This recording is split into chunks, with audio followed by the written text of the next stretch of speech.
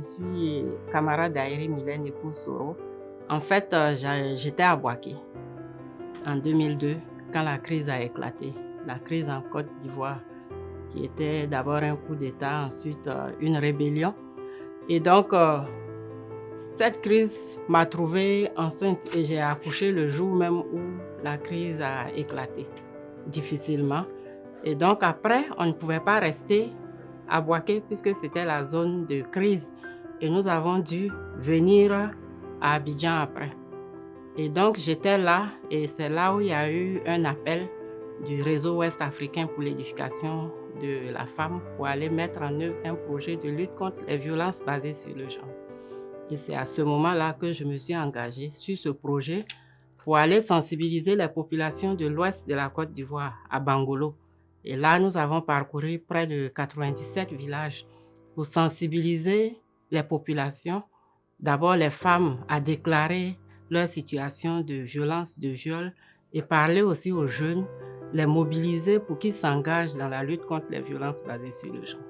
Et donc, c'est là que tout a commencé. Et donc, moi-même, je considère que j'étais une victime plus ou moins de la crise parce que ma fille que j'ai accouchée le jour même où la crise a éclaté a passé près d'un an où elle n'avait pas d'extrait de naissance, aucun médecin n'est venu pour l'accouchement. Et donc, c'était déjà dans la crise que moi-même je me suis retrouvée et j'ai pu m'extirper. Donc, je sens la crise et ce besoin. Je sais ce que c'est que d'être en paix. D'abord, le réseau ouest africain pour l'édification de la paix, comme on le dit, est un réseau. C'est d'abord un réseau national. En Côte d'Ivoire, nous avons 20 organisations membres de WANEP et nous avons une vingtaine d'individus membres de WANEP. Et nous travaillons à travers 3 programmes.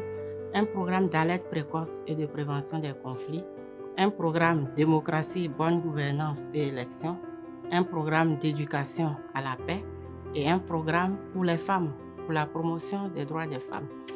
Et donc ce réseau national est lié à un réseau plus grand qui est un réseau ouest africain. Le WANEP existe dans les 15 États membres de la CEDEAO. Et donc nous avons pu contribuer, faire des propositions, échanger avec le gouvernement pour partager notre point de vue, même si nous n'avons pas toujours été suivis, mais nous avons eu l'occasion de partager avec le gouvernement ce que nous souhaitions, ce que nous pensions de quel seuil pouvait nous apporter la paix. Pour qu'il y ait la paix en Côte d'Ivoire, il faut qu'il y ait des dialogues entre les communautés. Parce que de plus en plus, nous constatons que les conflits communautaires, c'est souvent des conflits entre 2 individus, mais qui rapidement prennent de l'ampleur et ça devient des conflits entre communautés. Et donc, fondamentalement, nous avons un problème de cohésion sociale qui est surtout lié aux événements de 2010 et 2011. Et donc, ces problèmes n'ont pas été correctement traités, ce qui fait que toutes les régions de Côte d'Ivoire sont potentiellement des zones de conflit et des zones de conflit violents.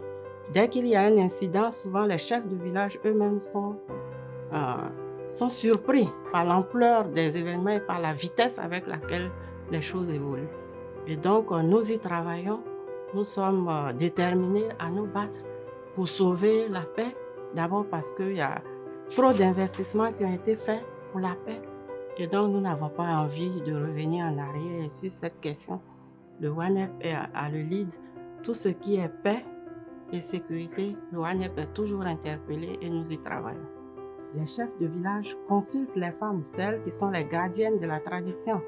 Les femmes au sein de leur communauté ont été formées avec l'accompagnement des radios locales pour gérer les conflits au niveau local. Et nous avons vu des résultats extraordinaires où des femmes ont pu maîtriser, régler des conflits avant même que le chef de village ne soit au courant. Parce que dès qu'elles sentent venir une atmosphère, elles appellent leurs enfants, elles cherchent à comprendre, elles leur parlent, elles vont voir.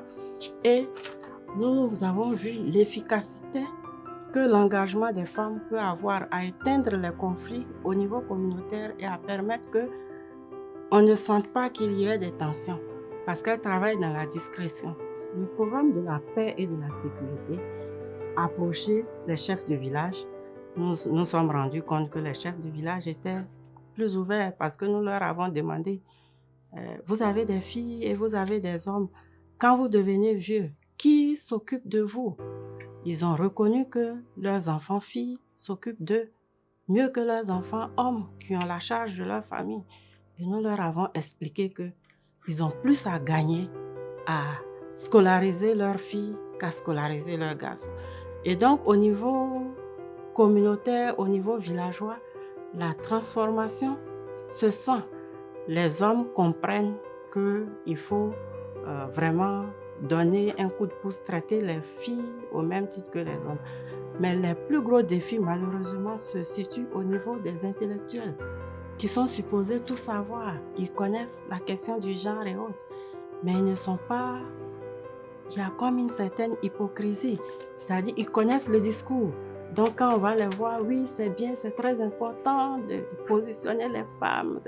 Le discours est parfait, mais les actions ne suivent pas. Il faut commencer par former nos élites pour qu'ils comprennent bien ce que c'est que le genre et ce qu'ils ont à gagner dans la promotion du genre et que ce n'est pas un don, ce n'est pas une œuvre de charité que de respecter le positionnement des femmes et que le développement du pays en dépend.